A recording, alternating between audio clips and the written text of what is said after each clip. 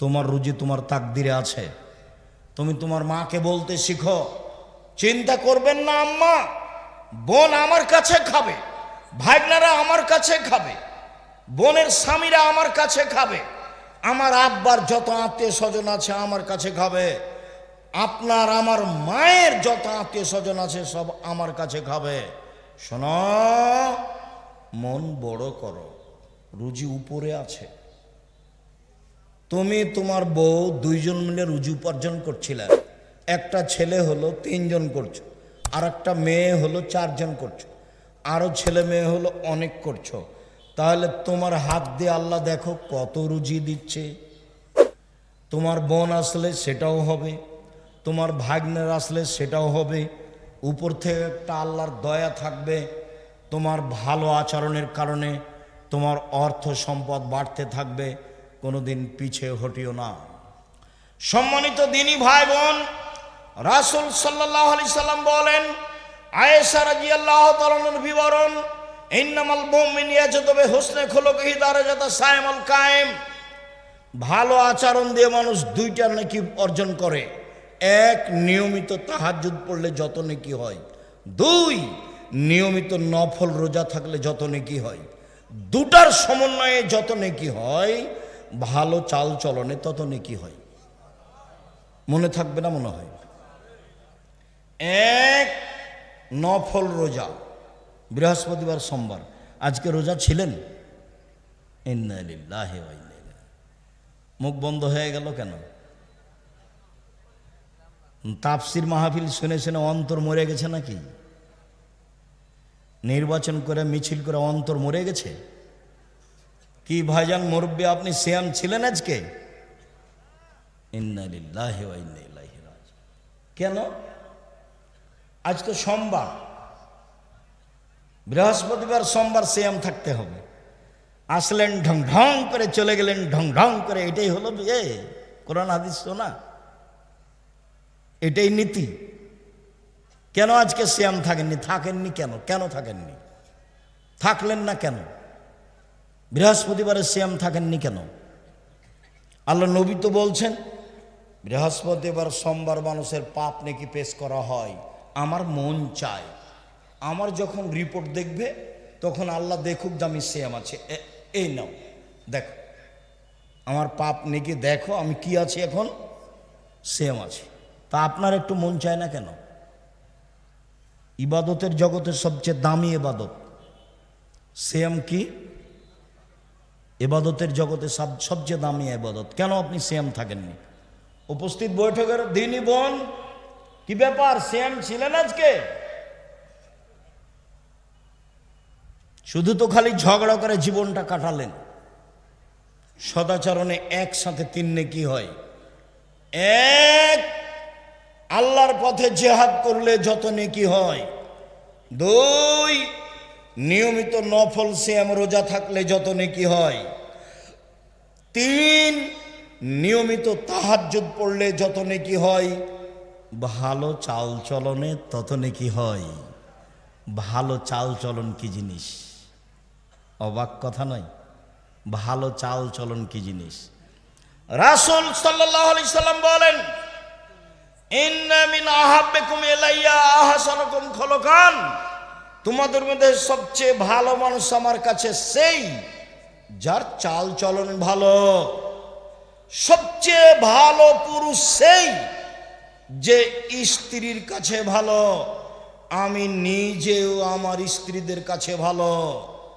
ভালো নারী কে? 1, স্বামীর সাথে কথা বললে হাসি মুখে বলে। 2, স্বামী আদেশ করলে পালন করে। 3, স্বামী বাড়িতে না থাকলে নিজেকে হেফাজতে রাখে। সেই হলো ভালো নারী। ভালো নারী কে? 1, স্বামীর সাথে চলে প্রেম প্রীতি ভালোবাসা নিয়ে। 2, আল মাউলুদ, বেশি বেশি সন্তান দিতে পারে। 3, আল মুতিয়াত, স্বামীর ব্যথায় ব্যথিত হয়। 4, আল মৌসিয়াত, স্বামীর সাথে সব সময় কথাবার্তায়, সমস্যায়, সুবিধায় একসাথে থাকে। যে চারটে গুণ আছে যার, সেই হলো ভালো নারী।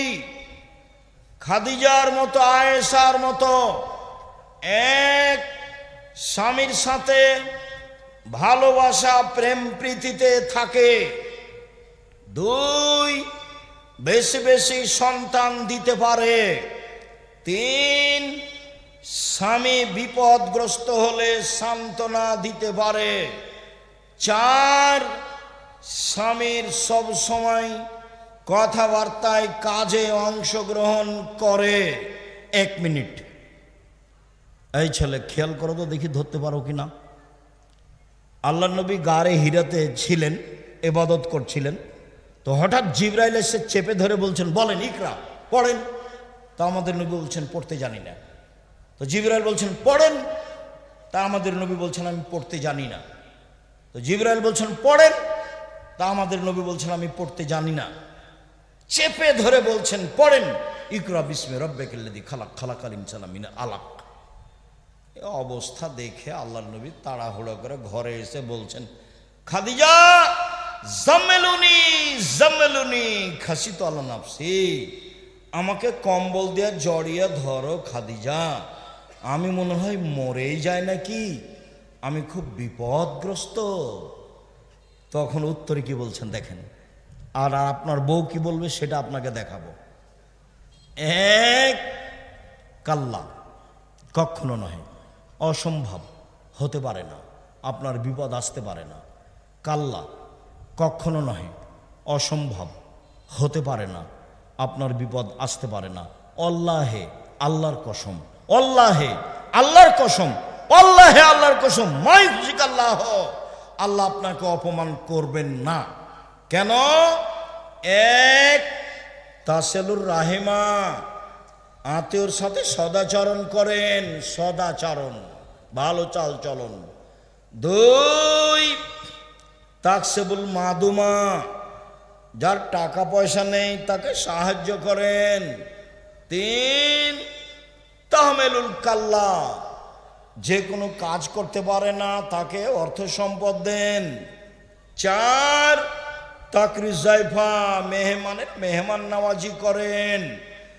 এইসব কাজ আপনি করেন, কখনো আপনার ক্ষতি হবে না। এই কথা খাদিজা বললেন।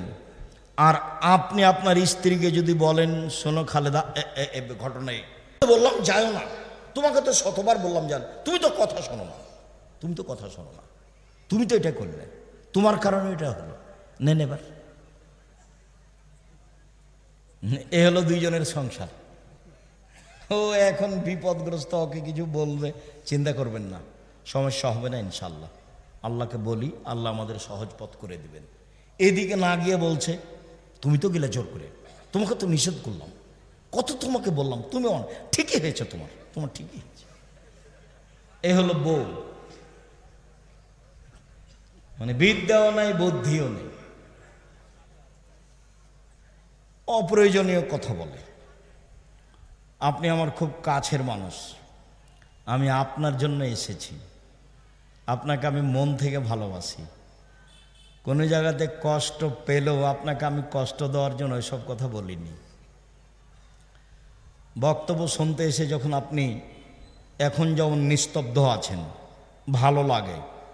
বক্তব্য চলাকালীন যখন আপনি আপনার প্রয়োজন দেখান, কি প্রয়োজন, পেশাব পায়খানা, কি প্রয়োজন, এক কাপ চা, কি প্রয়োজন, দোকানে একটু ঘোরা, তখন এই স্বভাবকে আমি ঘৃণা করি। আমি তো কোরআন হাদিসের কথা বলছি, আমি তো দিন রাত বলছি, জীবনে আমি অপ্রয়োজনীয় বাক্য বলিনি। তা আপনার এইটুকু ধৈর্য হয় না কেন? নির্বাচন করে, গ্রামের বসবাস করে, মারামারি করে, ঝগড়া করে, আর ওই যে মোবাইলে ওটা কি, ওই যে দুইজনের ঝগড়া, টকশো, ফ্রি ফায়ার, বা আরও ওই যে আছে পাবজি, বা আরও যে ওরা কি বলে, যাই হোক, যেগুলো সব সময় একজন আর একজনের বিরুদ্ধে লড়ছে, ওগুলো দেখে দেখে দেখে স্বভাব একবারে পেশাব পায়খানার মতো হয়ে গেছে। মানে স্বভাব বলে কোনো জিনিসই নেই। এক, 5 ওয়াক্ত সালাত আদায় করবেন, কোনো আপোষ নেই। 2, হালাল রুজি উপার্জন করবেন, নিজে কাজ করি নিজে খাই, ওখানে বসে গল্প কাটায় করি না। 3, কোরআন তেলাওয়াত করবেন, অল্প হলেও সূরা ইখলাস হলেও। 4, আড্ডা পিটা চিরদিনের জন্য হারাম। আড্ডা পিটা 1, দোকানে বসে বসে আড্ডা পিটা। 2, মোবাইল নিয়ে ঘন্টার ঘন্টা বসে থাকা। ওই ঘরে তোমার বোন আছে, জেনা চর্চা করছে, তুমি এ ঘরে জেনা চর্চা করছো। বাড়ির ওপরে এমন বিপদ এসেছে আল্লাহর পক্ষ থেকে যে ওই ঘরে তোমার মাও জেনা চর্চা করছে, এই ঘরে তোমার বাপও করছে। গোটা বাড়িটাতে জেনার বন্যা। কিসের বন্যা? জেনার বন্যা। পৃথিবীর মানুষ মনে রেখো, আমার জীবনে বড় ভয় আসাহতুল খাফিয়া, আমার উম্মাত গোপন পাপে লিপ্ত হবে। পৃথিবীর মানুষ মনে রেখো, আমার জীবনে বড় ভয়, আমার উম্মাত গোপন পাপে লিপ্ত হবে, এটা আমার ভয়।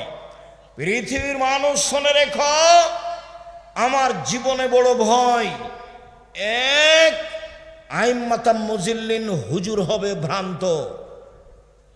বক্তৃতার জগৎ এমন একটা জগৎ, বিদ্যা লাগে না, থুঁথির জোর যার সেই বক্তা।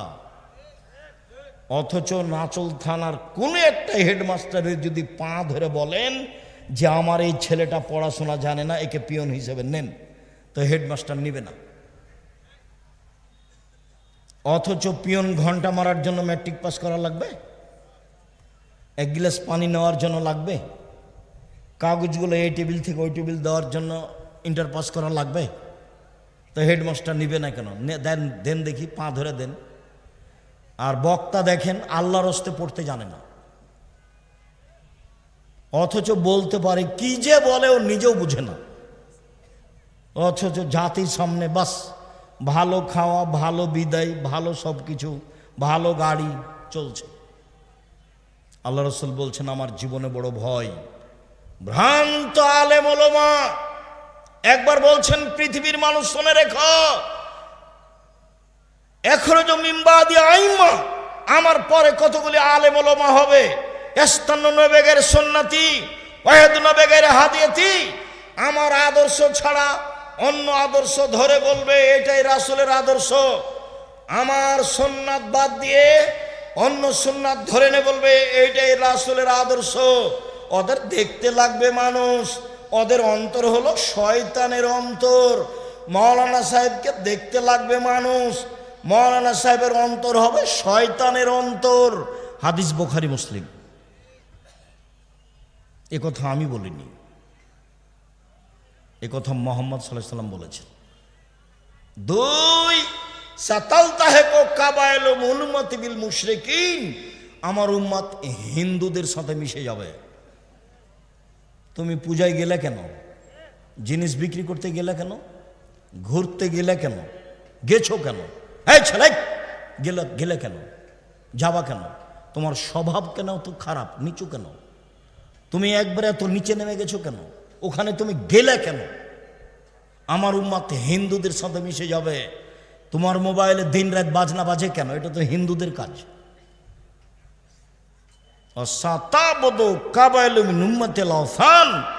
আমার উম্মত মূর্তি পূজা করবে। তোমার মোবাইলে এত ছবি কেন? তোমার মায়ের ছবি বেঁধে সাজিয়ে রেখেছো কেন? তোমার বাপের ছবি সাজিয়ে রেখেছো কেন? অ্যালবামে এতগুলো মূর্তি রেখেছো কেন? ছবি কেন রেখেছো?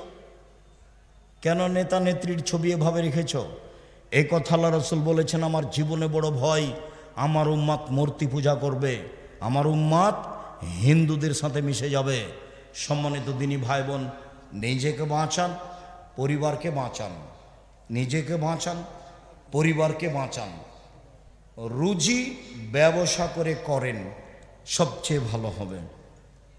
আমাদের যেসব বই পুস্তকগুলি আছে, যদি আমার পক্ষ থেকে কিছু আল ইতিসাম পত্রিকা ফ্রি আছে, সেটা নিয়ে এসেছি কিনা আমি জানি না, যদি পত্রিকা নতুন আছে আর আমার পক্ষ থেকে ফ্রি আছে সেটা দেখবেন, আর বই পুস্তক সেগুলো নিয়ে যাবেন।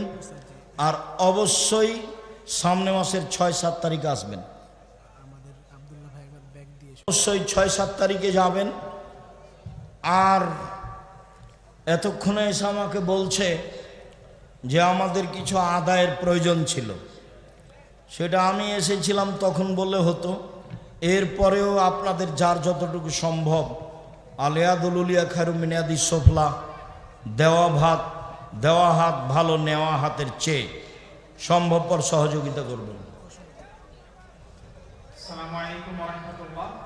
আমাদের পক্ষ থেকে একটি ঘোষণা, আপনারা যারা চান যে আমাদের এই সুন্দর ইসলামী সম্মেলনটি প্রতি বছর আমরা কন্টিনিউ করব, এজন্য আমাদের অর্থের প্রয়োজন। এজন্য আপনাদের কাছে আমরা রিকোয়েস্ট করব, আপনারা কেউ যদি বাৎসরিক দাতা সদস্য হতে চান তাহলে আমাদের এখানে ডেস্কে আপনারা যোগাযোগ করবেন। পাশাপাশি আমাদের যে সদস্য ভাইগণ এখনো টাকা দেন নাই, আপনারা অবশ্যই আমাদের দায়িত্বশীলদের সাথে দেখা সাক্ষাৎ করে তারপরে এই মাহফিল ত্যাগ করবেন ইনশাআল্লাহ। সবাই বইগুলো নিয়ে যাবেন। আজকের আলোচনা উপদেশ বইয়ে আছে। এছাড়াও দোয়ার বইটা দেখেন আছে কি না। 35টা সহিহ হাদিস দেওয়া আছে হাত তুলে দোয়া করার, 14টা স্থান উল্লেখ করা আছে। শাইখ আসসালামু আলাইকুম, নির্দিষ্ট কয়েক বছরের জন্য জমি কট বন্ধক দেওয়া টাকার বিনিময়ে এর হুকুম কি? কট দেওয়া হারাম, খাই খালাসের লিজ জায়েজ। কট হারাম, বন্ধক হারাম, ছাড় দিলেও হারাম। লিজ, খাই খালাসি, ঠিকা জায়েজ। আসসালামু আলাইকুম শায়েখ, আমার চাচি গ্রামে গ্রামে গিয়ে বৈঠক করে, তোমার চাচির এই আচরণ নাজায়েজ হারাম।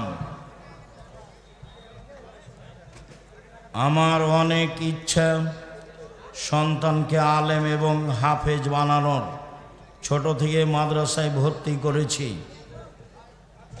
আমি আল্লাহর কাছে তাহাজ্জুদ নামাজে কাঁদি। বলেন, বলতে থাকেন, হবে ইনশাআল্লাহ।